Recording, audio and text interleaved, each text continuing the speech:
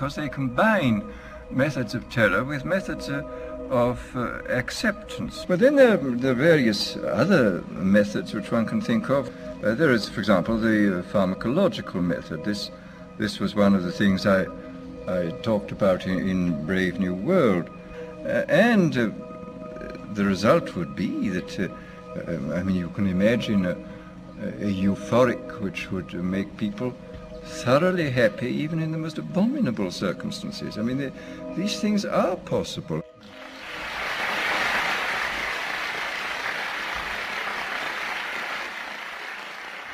The elite have left a massive wave of destruction behind them as they cold-bloodedly experiment on civilian populations as if we are lab rats.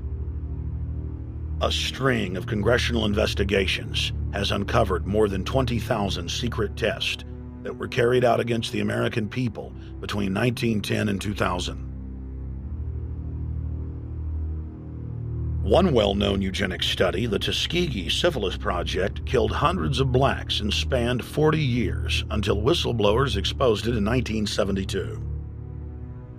From 1943 until present, the British have tested lethal nerve gas on their own personnel, on land, air, and sea. Many died instantly. Still others died grueling deaths over several years. The federal government commissioned secret radiation experiments on thousands of non-consenting patients. Hundreds of hospitals in the U.S. injected healthy men, women, and children with uranium and plutonium at dosage levels ranging from non-therapeutic to lethal, killing many of the test subjects.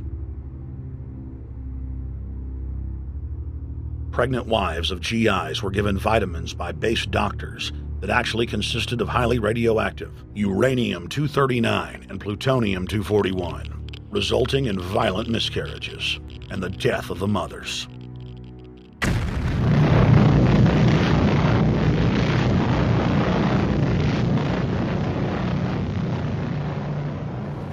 Soldiers, sailors, and Marines were used as guinea pigs in hundreds of atomic and hydrogen bomb tests.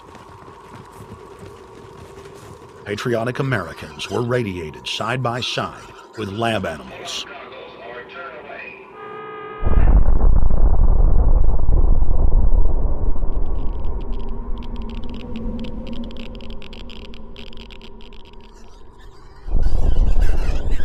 Pilots were forced to repeatedly fly through mushroom clouds of DNA-destroying radiation.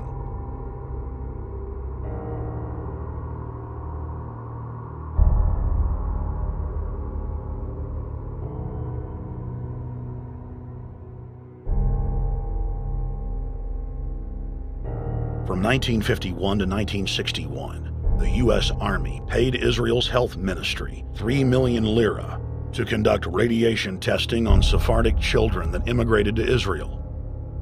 The government-run public schools would tell the children that they were going to get a medical checkup and that they were receiving an X-ray.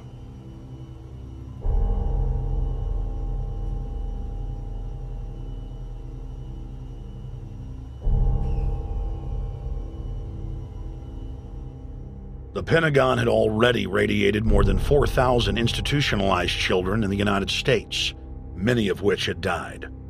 More than 110,000 of the darker-skinned Jews were given 35,000 times the maximum dose of X-rays to the head repeatedly.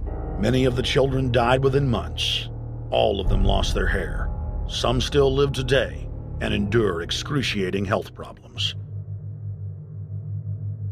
The covert testing of chemical, biological, and radiological agents on unsuspecting populations continues worldwide today. From 1940 to 1979, the vast majority of the British population was sprayed by aircraft more than 2,000 times with deadly chemicals and microorganisms without ever being told. In 1968, the Pentagon tested a deadly bioweapon on New York subways and placed personnel in local hospitals to monitor the effects. Aggressive sterilization of men and women continued in many states until the mid-1980s.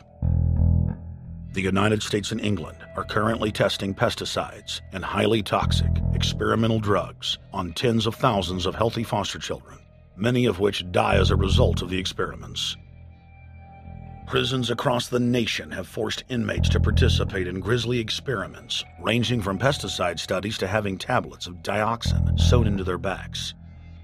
Gradually, by selective breeding, the congenital differences between rulers and ruled will increase until they become almost different species. A revolt of the plebs would become as unthinkable as an organized insurrection of sheep against the practice of eating mutton.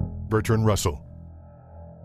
H.G. Wells, Aldous Huxley, Bertrand Russell, and hundreds of other eugenicists constantly bragged about how the establishment believed themselves to be a separate, more advanced species than the common man. Top eugenicists were bold enough to admit that their real goal was not improving the heredity of the commoner, but to further dumb them down so that they could be more manageable.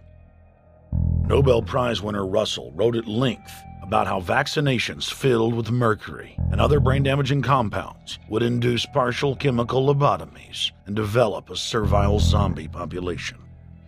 Diet, injections, and injunctions will combine from a very early age to produce the sort of character and the sort of beliefs that the authorities consider desirable, and any serious criticism of the powers that be will become psychologically impossible. Bertrand Russell. Over 100 years ago, eugenicist social planners said that they'd use mind-altering drugs to control the population. By 2007, more than 20% of the U.S. population were on some type of prescription antidepressant.